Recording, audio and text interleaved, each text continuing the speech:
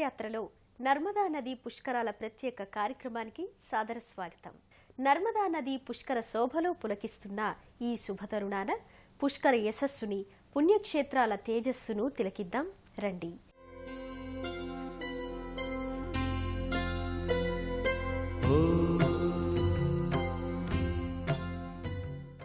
పుష్కరం అంటే 12 సంవత్సరాలు. భారత కాలమానం ప్రకారం ప్రతి 12 సంవత్సరాలకు ఒకసారి మన దేశంలోని 12 ముఖ్య నదులన్నిటికీ పుష్కరాలు వస్తాయి. బృహస్పతి వృషభ రాశిలోకి ప్రవేశించినప్పుడు నర్మదా నదికి పుష్కరాలు ఏర్పడతాయి. పుష్కర కాలం సాధారణంగా సంవత్సరం పాటు ఉంటుంది. పుష్కర కాలంలో మొదటి 12 రోజుల్ని ఆది పుష్కరాలని, చివరి 12 రోజుల్ని అంత్య పుష్కరాలని అంటారు. నర్మదా నది పుష్కర సమయంలో ఆ నదీ స్నానం చేయటం, నదీ తీరాల పుణ్యక్షేత్రాలను దర్శనం చేసుకోవటం ద్వారా మోక్షసిద్ధి లభిస్తుందని విశ్వాసం. భారత ద్వీపకల్పంలోని అతిపెద్ద నదులలో నర్మదా నది 5వది. మధ్య భారతదేశాన్ని తన పావన స్పర్శతో, జల సిరితో నర్మద సస్యశ్యామలం చేస్తోంది. గంగా, గోదావరి నదుల తరువాత మన భారతావనిని సుసంపన్నం చేస్తోన్న 3వ నది నర్మదా. ఉత్తర దక్షిణ భారతదేశాల మధ్య సరిహద్దు నదిగా నర్మదామాత జలకళతో కళకళలాడుతోంది. దాదాపు 1300 కిలోమీటర్ల సుదీర్ఘ ప్రయాణం చేస్తూ, కోట్లాది మంది ప్రజలకు దాహార్తిని తీరుస్తూ, అన్నపూర్ణగా ధాన్యరాశుల్ని పండిస్తూ, పవిత్ర వాహినిగా, ఆధ్యాత్మిక స్రవంతిగా తన దరుల చెంత ఎన్నో పుణ్యక్షేత్రాల్ని ఆవిష్కరింపచేసుకుంది నర్మదా నదీమ తల్లి. అమరకంఠ కొండల్లో పుట్టి సుదీర్ఘంగా ప్రయాణిస్తూ పాలరాతి సొబగుల్ని అద్దుకొని నిండుగా, మెండుగా, కనువిందుగా నర్మద ప్రవహిస్తోంది. పుష్కర సౌందర్యాన్ని సంతరించుకున్న నర్మద మరింత శోభాయమానంగా ప్రకటితమవుతోంది. బృహస్పతి వృషభరాశి సంచారం చెయ్యగానే నర్మద పుష్కర పేరంటానికి సమాయత్తమైంది. ఎందరో భక్తులు, తీర్థయాత్రికులు దేశం నలుమూలల నుంచి విచ్చేసి ఉత్తర భారతదేశంలో వివిధ ప్రాంతాల్లో ఉన్న నర్మదా నదీ తీరాలకు చేరుకుని పవిత్ర స్నానాల్ని ఆచరిస్తున్నారు. ఆర్షధర్మాన్ననుసరించే వారికి పుష్కరాలు అతి పవిత్రమైన రోజులు. పవిత్రమైన నదుల్లో మానవులు స్నానాధికాల్ని ఆచరించి పాప విముక్తులు అవుతారు. నదులు ఆ పాపాల్ని స్వీకరించి పాపకార్య భారాన్ని వహిస్తూ బాధపడుతున్నాయి. ఆ సందర్భంలో పుష్కరుడు బ్రహ్మ గురించి తపస్సు చేసి విధాత అనుగ్రహం పొంది తనను ఓ పవిత్ర క్షేత్రంగా మార్చమని కోరతాడు. ఆ విధంగా బ్రహ్మ వరప్రసాదం వల్ల పుష్కరుడు పుష్కర తీర్థంగా మారి స్వర్గలోకాన మందాకినీ నదిలో అంతర్భూతమై ఉన్నాడని పురాణ కథనం. పుష్కరాలకు సంబంధించిన ఓ ప్రత్యేక పురాణగాథ ప్రచారంలో ఉంది. తుందిలుడు అనే శివభక్తుడు శివుణ్ణి ప్రసన్నం చేసుకున్నాడు. తన అష్టమూర్తులలో ఒకటైన జలమూర్తిలో అతనికి స్థానమిచ్చాడు శివుడు. దాంతో అతను 3.5 కోట్ల పుణ్యతీర్థాలకు అధిపతి అయ్యాడు. సకల జీవరాశిని పోషించగల శక్తివంతుడయ్యాడు కాబట్టి పుష్కరుడు అయ్యాడు. సృష్టి చేయాల్సిన సందర్భంలో బ్రహ్మకు జలం యొక్క అవసరం ఏర్పడింది. జలాధిదేవతయైన పుష్కరుణ్ణి తనకివ్వమన్నాడు బ్రహ్మ. దాంతో పుష్కరుడు బ్రహ్మకమండలంలోకి ప్రవేశించాడు. ప్రాణులను బతికించే ధర్మం నెరవేర్చడానికి బృహస్పతి తనకు జలం కావాలన్నాడు. కాని బ్రహ్మను వదిలి వెళ్లడానికి పుష్కరుడు ఇష్టపడలేదు. అప్పుడు బృహస్పతి, బ్రహ్మ, పుష్కరులు ఓ ఒప్పందం చేసుకున్నారు. మేషాది 12 రాసులలో బృహస్పతి ప్రవేశించేటప్పుడు 12 రోజులు మిగిలిన కాలం సంవత్సరమంతా మధ్యాహ్న సమయంలో 2 ముహూర్తాల సమయం పుష్కరుడు బృహస్పతితో ఉండాలని నిర్ణయించారు. ఆ సమయంలో సమస్త దేవతలు బృహస్పతి అధిపతిగా ఉన్న నదికి పుష్కరునితో వస్తారు కాబట్టి పుష్కర కాలంలో స్నానం పరమ పవిత్రం. నర్మదా నది తన అలల తరగలతో, తళతళ వయ్యారాలతో అమరకంఠక్ నుంచి బారూచ్ వరకు తన పావనయాత్రను కొనసాగిస్తుంది. తీర్థస్నానం ఉత్తమం, దానికంటే నదీ స్నానం ఉత్తమోత్తమం. పుష్కర స్నానం ఒక్కసారి చేస్తే అశ్వమేధయాగం చేసినంత పుణ్యం లభిస్తుందని ఋషి వాక్కు. పుష్కర స్నానంతో పాటు పుణ్యక్షేత్ర సందర్శనం చేస్తే మోక్షప్రాప్తి సిద్ధిస్తుందని బ్రహ్మాండ పురాణం వర్ణిస్తుంది. ఈ నేపథ్యంలో పరిఢవిల్లుతోన్న నర్మదా నదీ పుష్కరాల సంబరం మన లోగేళ్ల ముందు సాకారమవుతుంది. నవనవోన్మేషితమైన నర్మదా తనలో స్నానించడానికి తరలివచ్చిన భక్తుల్ని చూసి పులకించిపోతున్నట్టుగా ఓ ఆనందార్ణవమయంగా శోభిల్లుతోంది. అమర్కంటక్లో నర్మదా నది ఆవిర్భవించింది. అమర్కంటక్ అంటే అమరేశ్వర నామధారుడైన శివుని కంఠం. శివుని గళసీమ నుంచి నర్మద ఆవిష్కారమైందని పురాణ కథనం. అమర్కంటక్ పర్వతాల నుంచి గుజరాత్లో బారూచ్లో అరేబియా సముద్రంలో నర్మద సంగమించే వరకు ఎన్నో హొయలు మీరుతుంది. వన్నె చిన్నులు అద్దుకుంటుంది, తుళ్ళిపడుతుంది, కొంటెగా అల్లరి చేస్తుంది. అన్నిటికీ మించి తన తీరాన ఎన్నో దివ్యక్షేత్రాలను ఆవిష్కరింపచేసుకుంటుంది. నర్మదా నదీ తీరమంతా పుణ్యక్షేత్ర సమాహారమే. అమరకంఠక్ పర్వత శ్రేణుల్లో పుట్టిన నర్మదా తన ప్రస్థానంలో పావనపూరితంగా ప్రకటితమవుతోంది. ప్రకృతి రమణీయతకు పుట్టినిల్లైన ఈ లోగిలిలో గలగలమని సవ్వడులతో తుళ్ళిపడే నయనమోహినిగా నర్మద గోచరమవుతుంది. నర్మదా నది పులకరింతలతో, జలపాతాల పలకరింతలతో ఇక్కడి ప్రకృతి ఆకుపచ్చ వర్ణాన్ని పులుముకుంది. నర్మద చెంతనే ఉన్న పలు ఆలయ గోపురాలు స్థూపాకృతుల్లో దర్శనమిస్తాయి. నర్మదా నది తటాన అమరకంఠేశ్వరుడితో సహా పరమేశ్వరుడు 7 రూపాల్లో దర్శనమిస్తాడు. నర్మదా కుండ్లో భక్తులు స్నానాలు ఆచరించి నర్మదామాత మందిరాన్ని భక్తి శ్రద్ధలతో దర్శించుకుంటారు. గర్భాలయంలో లింగాకృతిలో అమరకంఠేశ్వర స్వామి తేజరిల్లుతాడు. పరమేశ్వరుడు తాండవం చేస్తున్నప్పుడు శివుని స్వేదం నుండి నర్మద ఆవిర్భవించిందని పురాణ ప్రసక్తి ఉంది. అలాంటి జీవకళతో ఇక్కడ భక్తులకు నేత్రపర్వం చేస్తోంది నర్మదా. నర్మదా నది ఎక్కడెక్కడ ప్రవహిస్తుందో అక్కడల్లా పవిత్ర ధామాలు వెల్లివిరిశాయి. అందుకే సాధువులు, సంతులు, భక్తులు నర్మదా నదీ పరిక్రమ పేరిట నర్మద సాగర సంగమ స్థలి నుండి నర్మద పుట్టిన అమరకంఠక్ వరకు పాదయాత్ర చేపడతారు. ఈ పరంపరలో అనేక పుణ్యక్షేత్రాల సందర్శన చేస్తారు. ఆ నేపథ్యంలోనిదే జబల్పూర్. నర్మదా నది ఒడ్డున ఉన్న ఈ జబల్పూర్ ఒకప్పుడు జాబాలీ మహర్షి ఆశ్రమ స్థలం. అందుకే ఇది జాబాలీపూర్ అయ్యింది. కాలక్రమంలో జబల్పూరుగా స్థిరపడింది. ప్రకృతి అందాలకు స్వర్గధామమైన ఈ క్షేత్రంలో నర్మదమ్మ పాలరాతి గనుల మీదుగా ప్రవహించి పులకితయామినవుతుంది. భోపాల్కి 350 కిలోమీటర్ల దూరంలో ఉన్న జబల్పూర్లో త్రిపుర సుందరీదేవి ప్రధాన దైవంగా పూజలందుకుంటోంది. ఒకప్పుడు దీనిని త్రిపుర సుందర్ ధామ్ అని వ్యవహరించేవారు. కస్తూరి రాజాకరణ్ అనే భక్తుడు అమ్మవారికి ఈ ఆలయాన్ని నిర్మించాడు. ఈ ఆలయంలో ఉన్న వటవృక్షంపై అనాదిగా ఓ సర్పం క్షేత్ర పాలకురాలిగా విలసిల్లడం ఈ క్షేత్ర వైభవానికి ప్రతీక. గర్భాలయంలో అమ్మవారు త్రిముఖి అయి అలరారుతోంది. ముగురమ్మల మూలపుటమ్మగా ఇచ్ఛ, క్రియ, జ్ఞానశక్తుల మేలు కలయికకు ప్రతీకగా అమ్మ భాసిల్లుతోంది. నర్మదా నదీ తీరాన ఉన్న ఎన్నో ప్రదేశాలు పుణ్యక్షేత్రాలై, దివ్య ప్రదేశాలై విలసిల్లుతున్నాయి. అమర్కంటక్, జబల్పూర్, బర్వాని, హోషంగాబాద్, హార్దా, నర్మదానగర్, ఓంకారేశ్వర్, మహేశ్వరం, దేవాస్, మండ్లా, చాందోడ్ శేషనారాయణుడు, వడోదర మహదేవుడు, గుజరాత్లోని శూర్పణేశ్వరుడు, ఇలా ఎన్నో పవిత్ర ధామాలు, మహిమాన్విత దేవుళ్ళు మన ముంగిట కొలువయ్యారు. ఈ క్షేత్రాలను దర్శించుకుని నర్మదను సేవించుకోవటం ద్వారా క్షేత్ర దర్శన సిద్ధి, తీర్థయాత్ర సేవన లబ్ధి చేకూరుతాయి.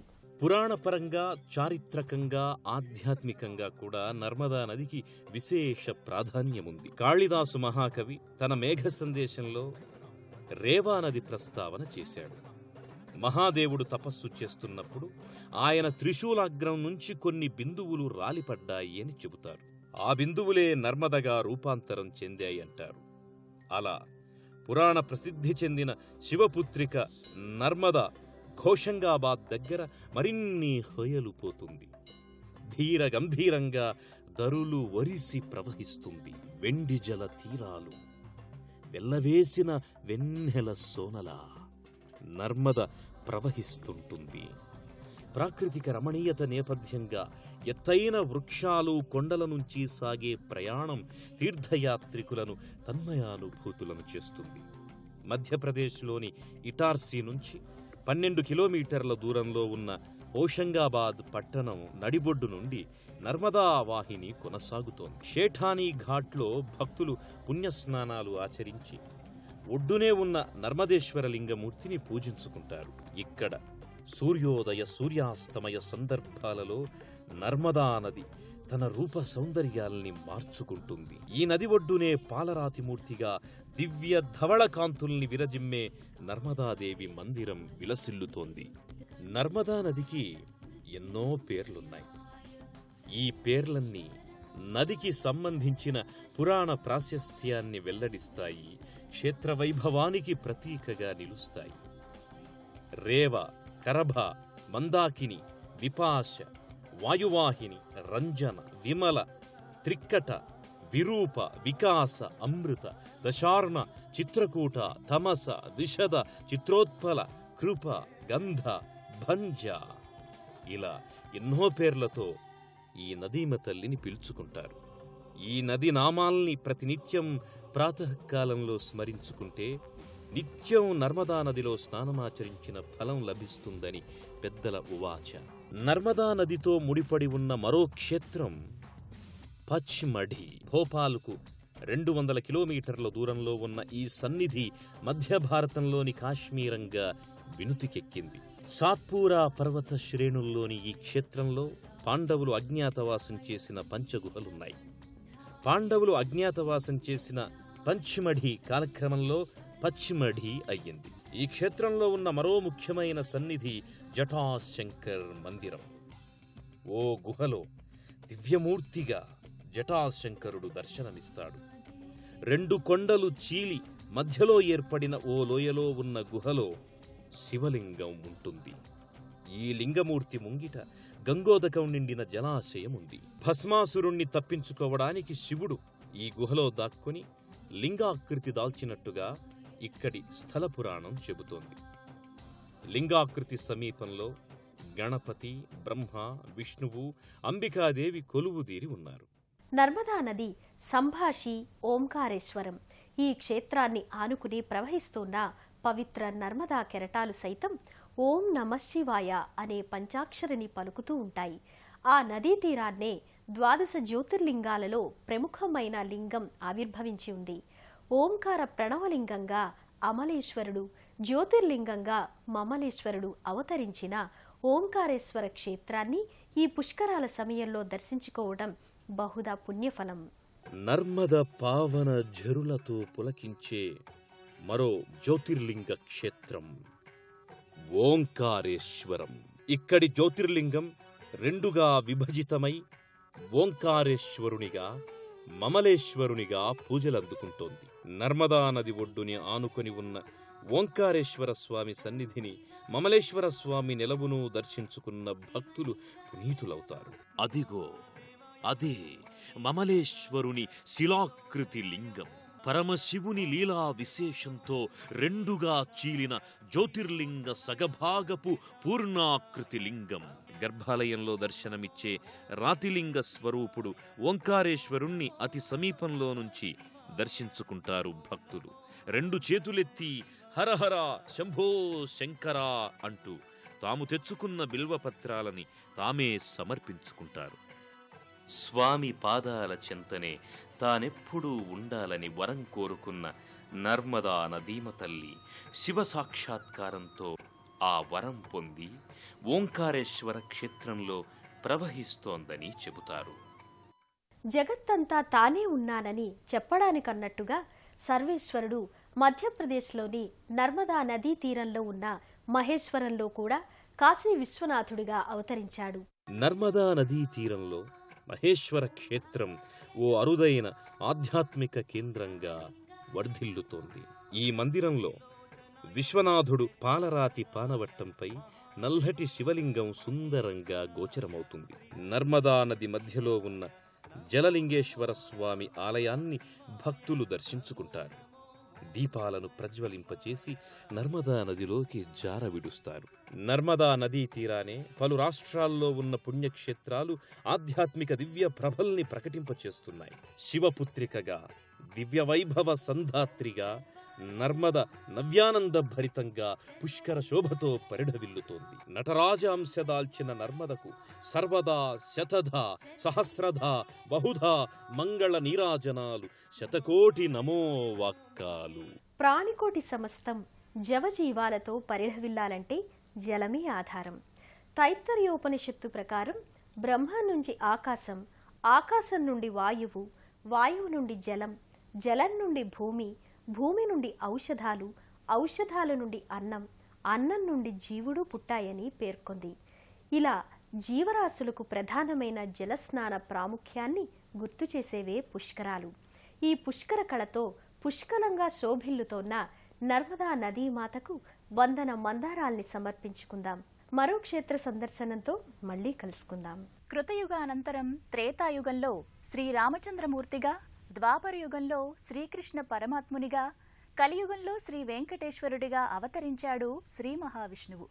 కలియుగ దైవమైన శ్రీ వెంకటేశ్వరుడు అనేక నామాలతో వాడవాడలా వెలిసి 1000 నామాల వాడిగా ఆరాధించబడుతూ భక్తుల మదిలో కొలువుదీరి పూజింపబడుతున్నాడు.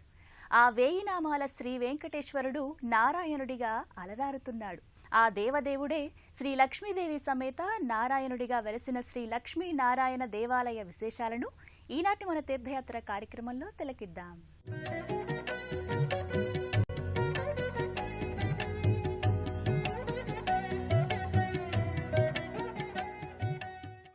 ఓం నమో శ్రీ వెంకటేశాయ, ఓం నమో శ్రీ శ్రీనివాసాయ, ఓం నమో శ్రీ తిరుమలేశాయ, ఓం నమో శ్రీ సప్తగిరివాసాయ, ఓం నమో శ్రీ నారాయణాయ, ఓం నమో నమో నమో నమః. నిజామాబాద్ జిల్లా ఆర్మూర్ మండలానికి సుమారు 12 కిలోమీటర్ల దూరాన దేగాంలో వెలసిన శ్రీ లక్ష్మీనారాయణస్వామి దేవాలయం దివ్యధామంలా విరాజిల్లుతోంది. శ్రీ లక్ష్మీదేవి సమేతంగా శ్రీ నారాయణస్వామి వారు వెలసిన ఈ పవిత్ర ప్రాంతం దేవగ్రామంగా ప్రచారంలో ఉండేదని, నేటి కాలానికి దేగాంగా మారిందని స్థానికులు చెబుతున్నారు. సువిశాలమైన ప్రాంగణంలో నిర్మించిన శ్రీ లక్ష్మీనారాయణస్వామి వారి దేవాలయం రాష్ట్రం నలుమూలల నుంచే కాకుండా ఇతర రాష్ట్రాల నుంచి వస్తున్న భక్తులను విశేషంగా ఆకట్టుకుంటూ పుణ్యక్షేత్రంగా అలరారుతోంది. కలియుగ వైకుంఠంలా వెలుగొందుతున్న తిరుమల తిరుపతి మహాపుణ్యక్షేత్రంలో 1972వ సంవత్సరం శ్రీ శ్రీ శ్రీ త్రిదండి శ్రీమన్నారాయణ పెద్దజీయర స్వామీజీ ఆధ్వర్యంలో వైభవోపేతంగా నిర్వహించిన సహస్ర హోమగుండ యుక్తంగా విశేష పూజలందుకొని ప్రాణప్రతిష్ఠ కావించబడిన శ్రీ లక్ష్మీదేవి, శ్రీ నారాయణ స్వామి వార్ల శ్రీమూర్తులను దేగాంకు తీసుకురావడం జరిగింది. దేగాంలోని ప్రస్తుత దేవాలయ ప్రాంతంలో ఏర్పాటు చేసిన సహస్ర హోమగుండ పూజలు గావించి జూన్ 20, 1972 నుండి జూలై 7, 1972 వరకు 12 రోజుల పాటు విశేష పూజలు, యజ్ఞాలను నిర్వహించి ఆ లక్ష్మీనారాయణులకు, ఇతర దేవతలకు హవిస్సులు అర్పించారు. శ్రీమూర్తులకు విశేష పూజలు జరిపారు.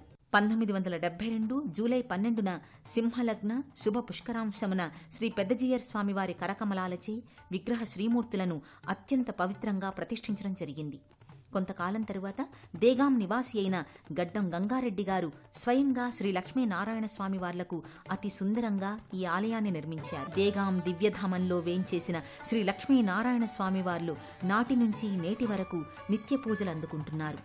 ఆలయం నిర్మితమైన అమృత ఘడియల నుంచి ఇప్పటి వరకు సుమారు 5 తరాలుగా పవిత్రాలయంలో శ్రీ లక్ష్మీనారాయణ స్వామి వార్లకు నిత్య పూజలు, అర్చనలు, హోమాలు, ఉత్సవాలు జరుగుతూనే ఉన్నాయి.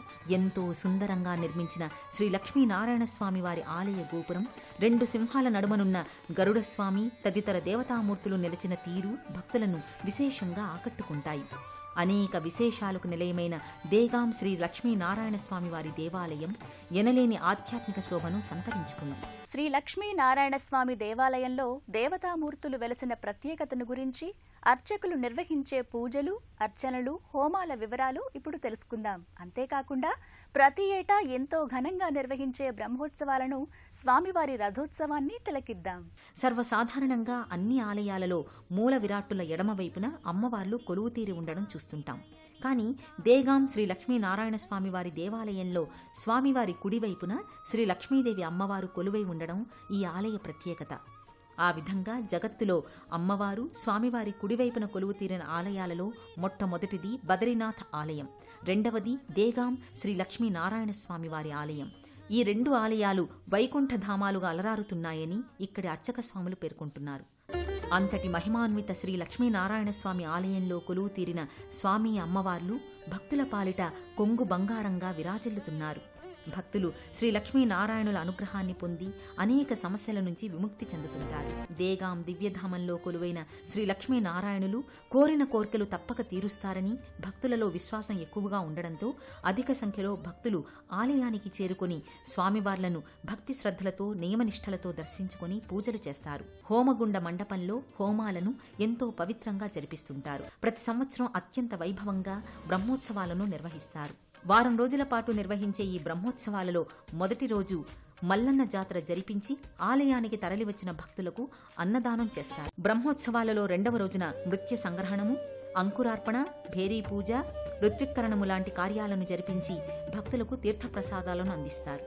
మూడవ రోజు ధ్వజారోహణం, నాలుగవ రోజు ఉదయం 9 గంటలకు సామూహిక కుంకుమార్చన, రాత్రి 7 గంటలకు శ్రీ స్వామివారి కళ్యాణోత్సవాన్ని కనుల పండుగగా జరిపిస్తారు. ఐదవ రోజు భక్తుల సమక్షంలో హోమాన్ని జరిపించి అనేక మంది అర్చకులు వేదమంత్రయుక్తంగా పూర్ణాహుతి చేస్తారు. చూడముచ్చటగా రకరకాల పుష్పాలతో, మామిడి తోరణాలతో, అరటి పిలకలతో అందంగా అలంకరించిన తేరుపై శ్రీమూర్తులను ఆసీనులను గావించి కర్పూర హారతిని సమర్పించి శ్రీ లక్ష్మీనారాయణుల నామస్మరణ చేస్తూ ఊరేగింపు కార్యక్రమాన్ని ఎంతో ఘనంగా నిర్వహిస్తారు. శ్రీ స్వామివారి రథోత్సవంలో రథాన్ని లాగేందుకు యువకులు, పెద్దలు, పిల్లలు అమితోత్సాహంతో కనిపిస్తారు. కన్నుల పండుగగా సాగే రథోత్సవాన్ని తిలకించేటందుకు ఆలయానికి వచ్చిన భక్తులు కళ్లార్పకుండా మనసంతా శ్రీ స్వామివారిపై పెట్టుకుని తిలకిస్తారు. బ్రహ్మోత్సవ సందర్భంగా ఏర్పాటు చేసిన పలు రకాల దుకాణాలు శ్రీ లక్ష్మీనారాయణుల దర్శనం కోసం వచ్చిన భక్తులతో కిటకిటలాడుతుంటాయి. భక్తుల కోసం హరికథా కార్యక్రమాన్ని కూడా నిర్వహించారు.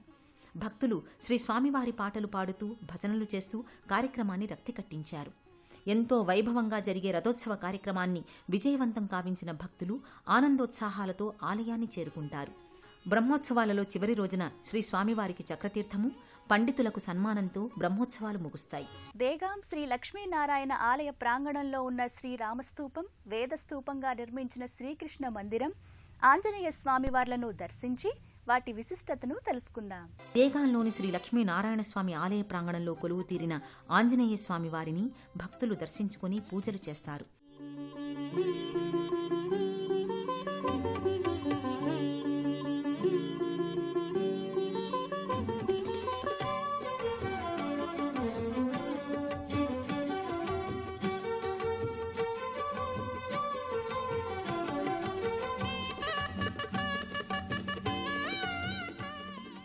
ఆంజనేయ స్వామి వారికి కుడివైపున శ్రీకృష్ణ మందిరం ఉంది.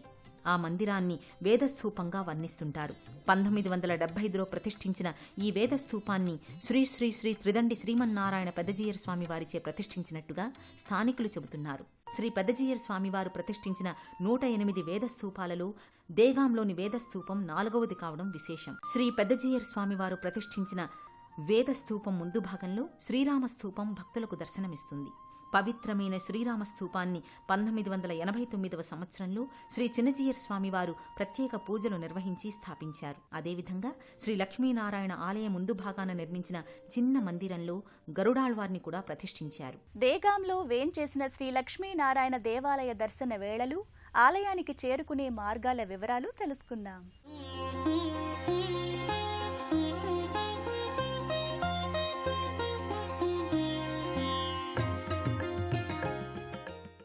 పవిత్ర దివ్యధామమైన దేగాం శ్రీ లక్ష్మీనారాయణ స్వామి ఆలయం భక్తజన రంజకంగా విరాజిల్లుతోంది. ఆలయంలో కొలువు తీరిన శ్రీ లక్ష్మీనారాయణ స్వామి వార్లు ఎంతో మహిమగల స్వాములుగా భక్తుల మనసులను విశేషంగా ఆకట్టుకుంటున్నారు.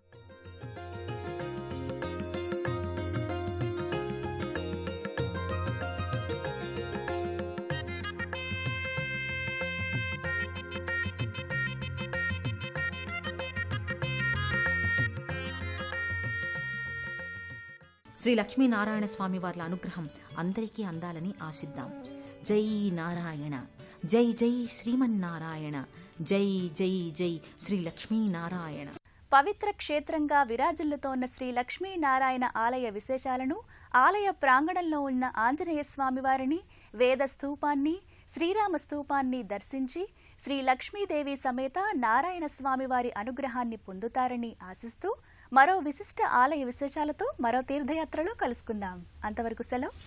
నమస్తే.